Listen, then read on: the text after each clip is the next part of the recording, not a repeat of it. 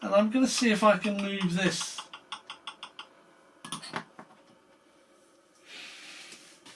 So I removed the horn, which, as I suspected, is just, it's got a little moulding in there and it's just glued in.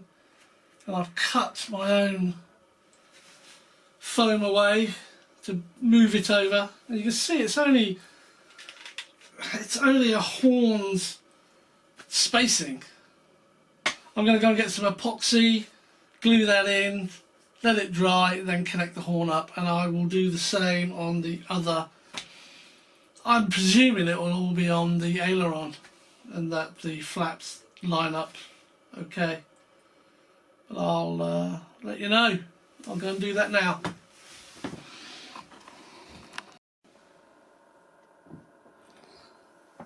Well, you've joined me because I'm looking at why the LED stopped working on this left wing. When I plugged it into the plane and connected the battery to match the servos, the left wing, the red light came on, it started blinkering, and then it just went out.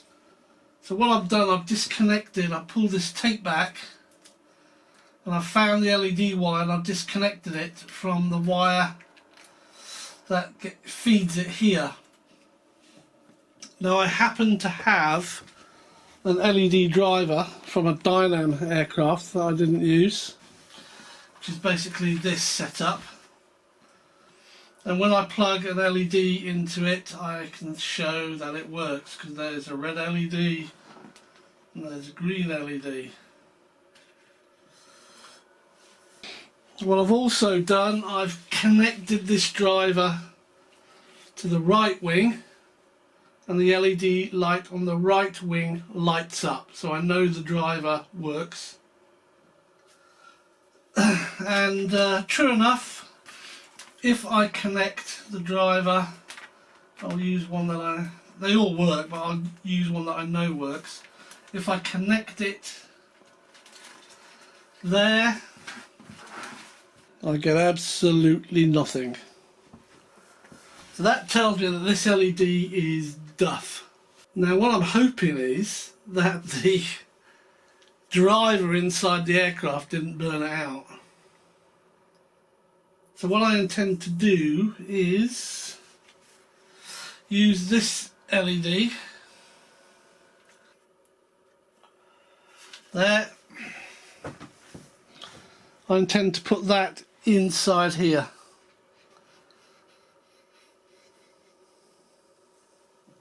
Yeah, so that's one job I've got to do. This is the wing we were working on the other day. You can see I've actually had to take the tape off here to test this out, and it works fine. I moved the aileron horn over. It's all been epoxied in now and it works extremely well. And it's not, the push rod isn't at a stupid angle. So you can see here, this is really well epoxied in now.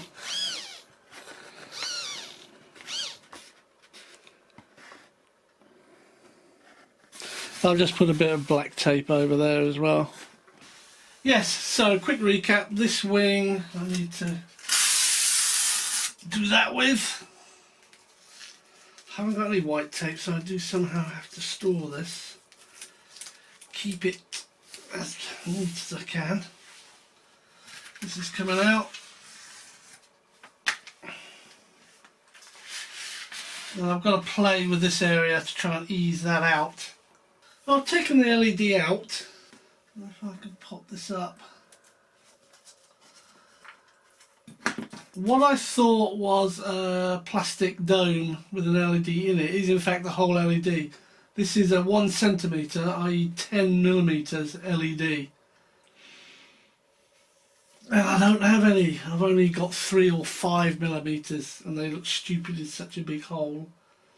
What I'm going to do is order some of these. You can get 5 for about £3 pre-wired. Then all I need to do is to snip this end off and wire it on. So I will be doing that. So that's going to have to be kept away somewhere safe. Looks a bit messy for now, and it'll soon be put back together. I'm now going to start work on these again. It looks like this one will be acceptable, slightly out, but it's half a bracket. It's not even worth moving, whereas this one is a complete bracket out. So I'm doing the same process as I did with the other. Basically, I have to remove this horn by pulling it out with some pliers, but making sure you don't actually damage the phone. You then clean this area up. Now it's very good because it's actually got 3 holes in it. As long as you make sure those holes are clear, when you cut your repositioning point and you use epoxy, the epoxy goes through those holes and into the little cross that you cut in the foam, and it helps bond it all in place. So that's got to go about there. So you can see it was there. I basically cut the foam so it embeds in, cut the cross out so it fits in nicely like that, and it's basically now in line with the horn. So this is now all epoxied. It's a bit tacky still, but it's in place. And it's too late now to move it. It is what it is. All I've got to do now is fit this.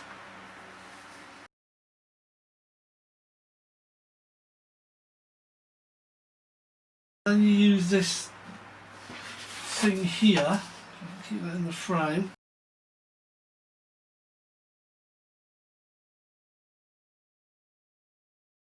And back bits there.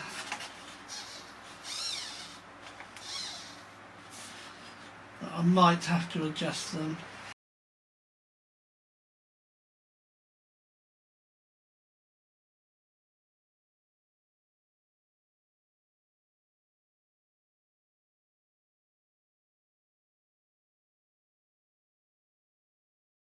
Then we use this great big long needle or nail or pin, whatever you want to call it. It's this thing. And you insert it into here.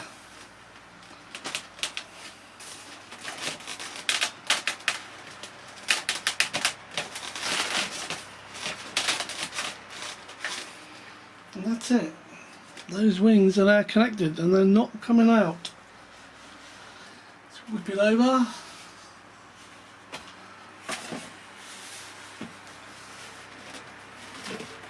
Something I've done which isn't in the book, I've used foam tack glue. I've actually fitted this in, which is what the instructions say to do.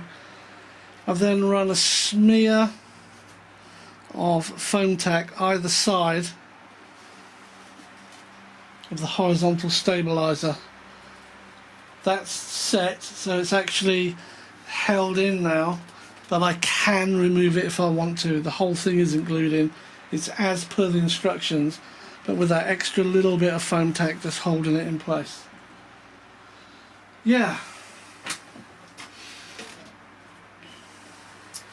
So our next task is actually installing the prop. So the first thing I noticed is that the shaft of the motor has 2 flat sides. It's been flattened here and it's been flattened here. And then you've got your adapter, which has got 2 grommets, one on the opposite sides of each other. So they obviously go over the shaft. Going to really push this there. That's good. Then I'm going to do each of these up.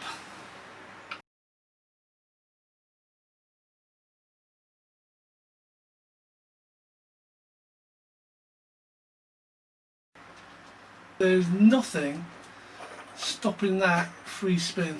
So what I'm going to do is make a sandpaper washer, put it over here, and then fit this over it. Apparently the prop spins to the left. Oh, this is fine. Yeah. So you tighten that up by turning it right. Now the prop spins to the left, which is this way. And apparently every time it stops, there's a danger that this piece here can slightly move. As it's spinning this way, it can come undone. It's a lovely brass thread in there. So what I'll be doing, I'll be putting a bit of foam tack on here.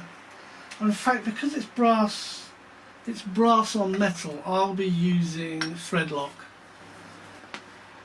But I think we're getting ahead of ourselves, so I have to take this off and get a washer put on that. One other thing I'm not too keen on is the way they've just used the C-clip to hold the pin in place for that prop. It's no big deal. I will be putting a bit of foam tack on that C-clip there and on this C-clip here. It won't stop the prop, but it will ensure the C-clip doesn't accidentally come off.